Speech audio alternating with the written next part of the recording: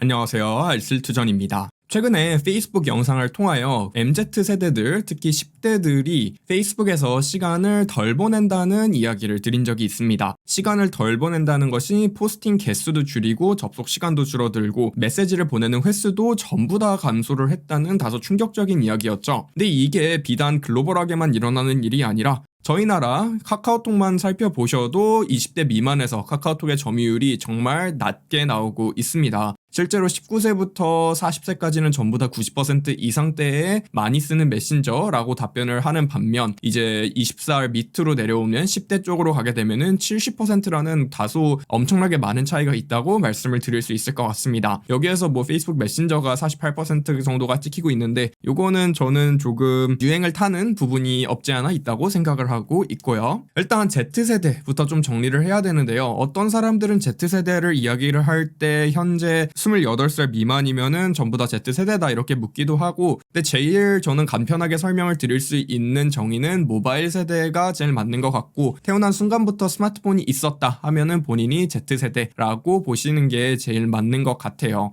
Z세대의 경우는 평균적으로 100개 앱을 설치를 하고 있고요. 월간 40개 정도를 사용하고 있다고 합니다. 근데 코로나로 인해서 락다운을 하고 집에만 있게 되어서 이 개수, 설치된 개수라든지 아니면 사용 개수 자체가 더 많이 올라갔다고 하고요. 그 다음에 하루에 6시간을 스마트폰과 함께 보낸다고 합니다. 일반적으로 한 수면을 한 8시간 자고 8시간 자면 16시간 남잖아요. 그러면은 거의 반을 스마트폰을 하면서 보낸다는 계산이 나오고, 코로나로 인해 가지고 요 숫자가 더 올라가서 한 하루에 9시간까지도 핸드폰을 붙잡고 산다는 거죠. 근데 Z세대에 대해서 제가 리서치를 쭉 해보면서 제일 크게 바뀐 룰이 요거 같아요. 친구에 대한 룰이 바뀌었다고 합니다. 예전에는 저희는 인터넷 친구하고 대면 친구, 오프라인 세계에서 친구가 동등하지 않다, 아니면은 뭐 그 실제 세계에서 만난 친구가 진짜 친구고 인터넷 친구는 그냥 인터넷 친구다라고 구분을 지었다면은 Z세대들은 아니라는 거죠. 친구에 대한 정의가 바뀌면은 소속감에 대한 정의는 더 떨어졌을 것 같다. 이 그룹에 무조건 들어가야 된다라는 소속감이 떨어졌을 것 같은데, 오히려 소속감에 대한 욕구는 더 올라갔다고 합니다. 이건 SNS로 인해서 부정적인 효과라고도 얘기를 하곤 하는데, SNS를 키기만 하면은 누가 언제 어디서 뭘 먹고 뭘 하고 뭘 배우고 있는지 다 알고 있기 때문에 실시간으로 뒤처진다는 느낌이 굉장히 강하게 든다고 합니다. 그래서 Fear of Missing Out, FOMO라고도 부르고, 아니면 이걸 또 긍정적으로 쓰는 분들은 자기 개발의 용도로 사용을 하는 것 같기도 하고요. 그래서 기존의 SNS를 저희가 잠시만 생각을 해보면은 오프라인 친구를 연결 지점, 온라인에서의 연결 지점으로서 저희가 활용하고 있었다는 것을 아실 거예요. 그래서 저희가 무슨 미팅을 갔다가 미팅에서 연락을 전화번호를 주고받고 그 다음에 작업물을 왔다 갔다 하는데 카톡이라든지 아니면 전화라든지 이메일을 쓴다든지 이런 식으로 오프라인 친구와 연결 지점을 저희가 기존의 SNS에서 썼다면은, 그 예를 들어서 페이스북의 탄생 설화 자체도 대학 동창회 목적으로 만들어졌잖아요. 대학 동창회도 오프라인의 그룹이 있고 오프라인의 그룹을 온라인으로 옮겨오는 거였죠. 그래서 페이스북과 카카오, 라인, 왓츠앱 이런 것들이 전부 다 오프라인을 온라인으로 옮겨오려는 작업의 연속이었단데,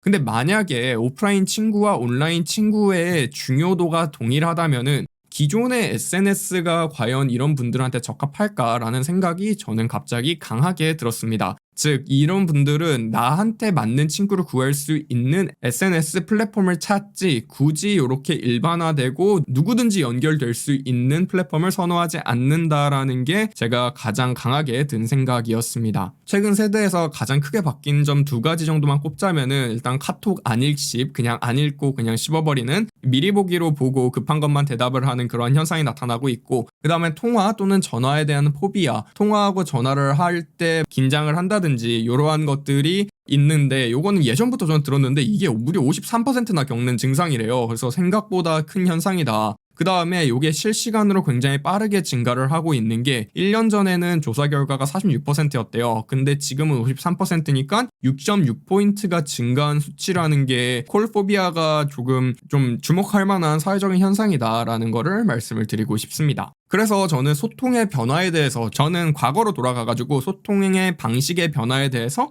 잠시만 이야기를 하고 이제 현재 시대에 무슨 변화가 일어나고 있는지를 말씀을 드려볼 거예요. 그래서 맨 예전에는 보면은 모닥불에 둘러 앉아서 이야기를 도란도란하는 대면 커뮤니케이션이 있었고, 그 다음에 문자 커뮤니케이션이 있었고, 그 다음에 책이 출판이 되기 시작하면서 인쇄 커뮤니케이션이 탄생을 했고, 그 다음에 전기통신이 나왔죠. 이메일이라든지 아니면 채팅이라든지. 그 다음에 컴퓨터 커뮤니케이션, 모바일 커뮤니케이션 이런 것들이 일어났다고 보시면 됩니다. 그래서 요거를 그냥 잠시만 정리를 해보자면, 전기통신은 컴퓨터 통신이랑 똑같다고 저는 가정을 했고, 일단 모닥불 토크 또는 대면 대화는 이거는 분명히 실시간이었죠. 근데 대신 요거는 공간의 제약이라는 게 존재했어요. 즉 이 사람하고 이 사람하고 굳이 마주 앉았거나 아니면은 공간적으로 제 음성이 닿을 수 있는 데까지만 커뮤니케이션이 가능했고, 그 다음에 책이라든지 편지라든지 활자가 발명이 되면서 비실시간으로 소통이 가능해졌어요. 근데 이때는 글을 읽을 수 있는 사람 또는 내가 편지를 쓴 거를 받을 수 있는 사람, 즉 정말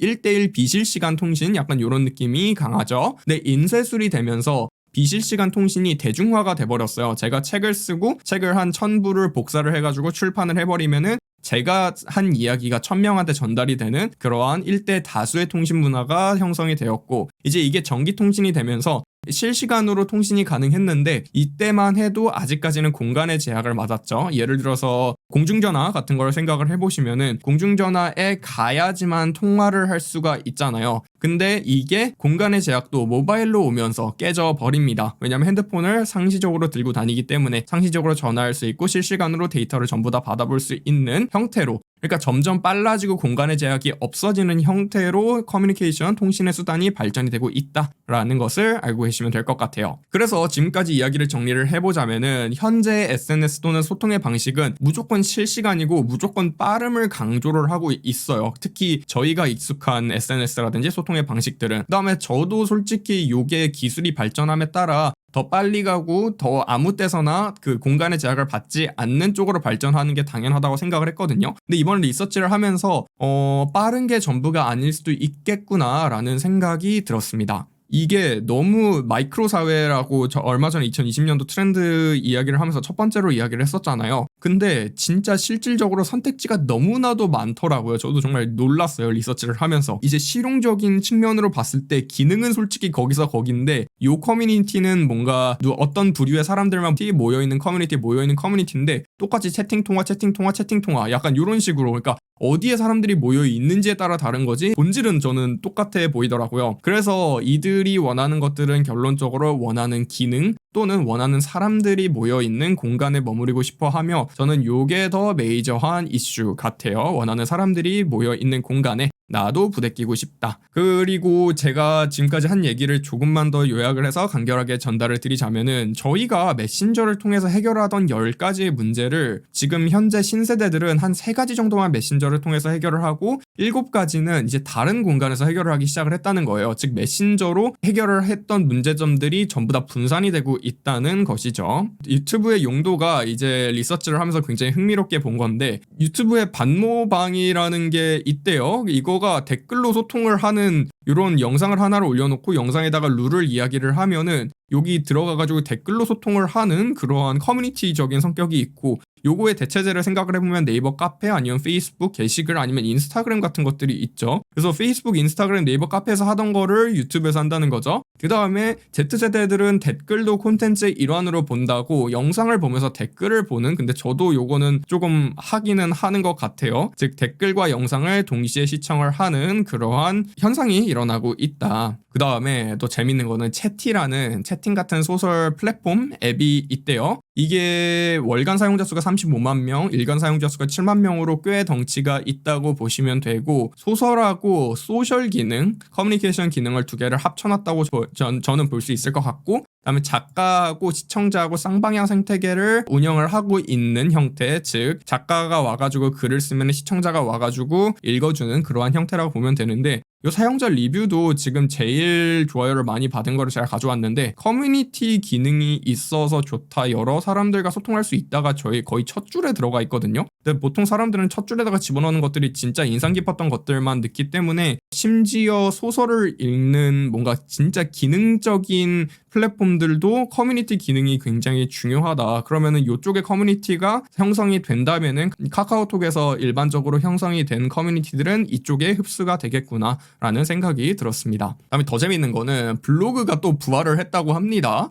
저희는 블로그를 그냥 들어가면은 그냥 뭔가 다 광고글 아니면은 뭐 다 광고글밖에 없어가지고 이제 네이버 블로그는 잘 안 보는 추세가 되었는데, 현재 20대 10대들이 블로깅을 하고 있는 생산 비중이 40%가 넘어갔다고 하고 이 생산량이 올라갔다고 한성숙 네이버 대표님이 이야기를 하셨습니다. 근데 이게 또 재밌는 게, 트위터가 떴었던 이유가 글자 수 제한 때문에 떴고, 그다음에 인스타가 떴던 이유도 사진의 글자 수 제한 때문에 떴는데, 요 제약조차도 이제 마음에 안 든다는 거죠. 그래서 다시 투머치 토커들이 블로깅으로 넘어가는 그러한 순환 현상이 일어나고 있고, 그 다음에 유튜브라든지 틱톡처럼 대중 플랫폼이 아니라 특별한 플랫폼이라는 인식이 있기 때문에 그러한 특별함을 표현하고 싶은 사람들이 또 네이버의 블로그로 갔다는 이 희한한 현상이 나타나고 있습니다. 이제 지금까지는 조금 일상적인 부분에서의 일상적인 영역에서의 커뮤니케이션들, SNS들에서 이야기를 했다면은, 이제는 일하는 환경에서의 커뮤니케이션들도 확실히 변하고 있다고 합니다. 특히 요거는 커뮤니티 게시글에서도 말씀을 드렸다시피 비동기 커뮤니케이션이 뜨고 있다고 얘기를 하고, 특히 메시지를 쓰는 과정, 그러니까 비동기 커뮤니케이션이라는 거는 뭔가 전화처럼 실시간으로 주고받는 형태가 아니라 이메일처럼 갔다가 왔다가 하는데 텀이 좀 있는 형태, 비실시간 커뮤니케이션이라고 보시면 될 것 같아요. 근데 이게 메시지를 이메일 보면은 저희가 작성을 할 때 뭔가 오타내면 안 되고 뭔가 내용이 다 간결하게 들어가야 되고, 이런 식으로 정제를 하는 과정에서 업무 이해도가 향상되는 긍정적인 자기개발적인 효과가 있다고 하고, 그 다음에 일하는 시간에만 일할 수 있어서 좋고, 그 다음에 대화 내용을 기록해가지고 다른 사람도 똑같이 볼 수 있는 그러한 정보의 비대칭성을 감소하는 그러한